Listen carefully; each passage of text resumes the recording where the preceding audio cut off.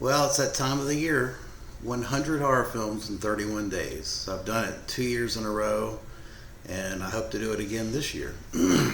So this is day one. Technically, the challenge actually starts the night of the 30th, and it's a Criterion crossover where you pick horror films that had a Criterion release. Um, so I did get in 3 films last night, and I was going to show those to you and talk about it. First up, Straw Dogs, Dennis Hoffman. Sam Peckinpah directed film. It's a rape revenge film, and it's a classic, 1971. The film is just constant tension. It's really an amazing film in a lot of respects.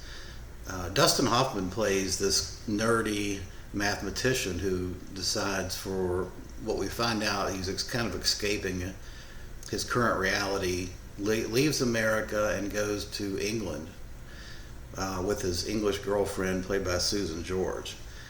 And once they're in this village cottage house, they end up getting sideways with a bunch of hooligans that cause all kinds of chaos. It's basically kind of like a Last House on the Left type deal. It's a rape revenge film, and it's just constant tension. I was on the edge of my seat the whole time. Great movie, fantastic movie, 9 out of 10. This Criterion release is loaded. Pictures quality is great. If you've never seen this film, you owe it to yourself to check out Straw Dogs, particularly if you like I Spit on Your Grave or Last House on the Left. This is must viewing.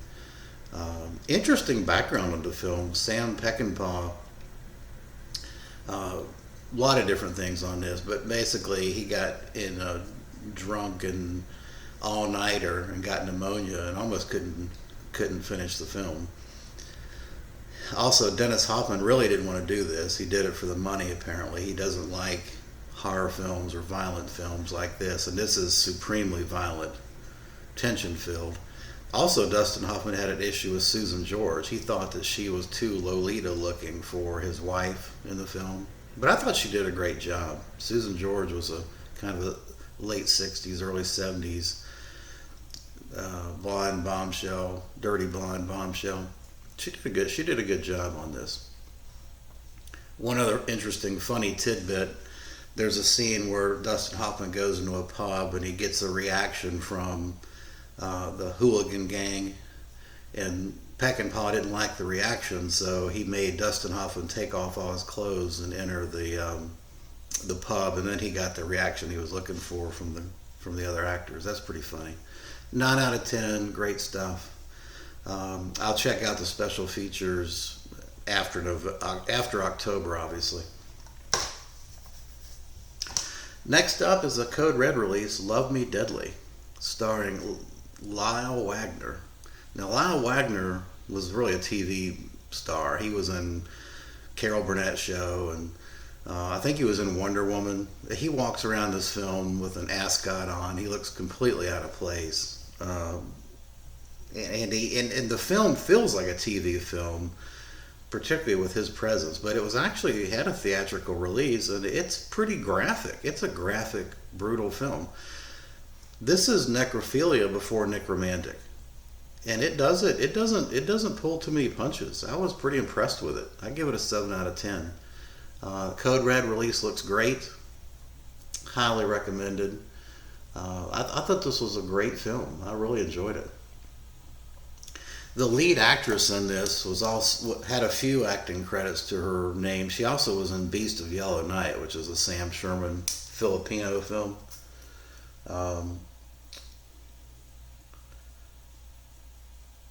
Mary Wilcox. There's some special features on this as well. You can watch this in B-movie theater mode. But yeah, I recommend this release. This was a surprisingly good film, and surprisingly brutal film too. So that's Love Me Deadly, 7 out of 10. Next up is some Ingmar Bergman, believe it or not. One of his few horror film attempts. This is Hour of the Wolf, 1968. with a very young Max von Sydow, who plays a troubled artist. He has a lot of internal demons, and he's married to this lady that is trying to figure him out. And it plays like every other Ingmar Bergman film. It's very talky, uh, black and white, moody. Everybody's kind of got a deadpan look. Everybody looks like they're hiding something when they're speaking. They all look very troubled. But basically, this artist played by Max von Sydow has all these evil demons in him, and he's starting to act out in his drawings and things like that. And it's just kind of an immersion, a descent into this guy's internal hell. Very metaphorical, very, as you can imagine, avant-garde, artsy feeling. There were times when I didn't know what the hell was going on, quite honestly. Um, but I can appreciate it for what it is. I give this a 7 out of 10.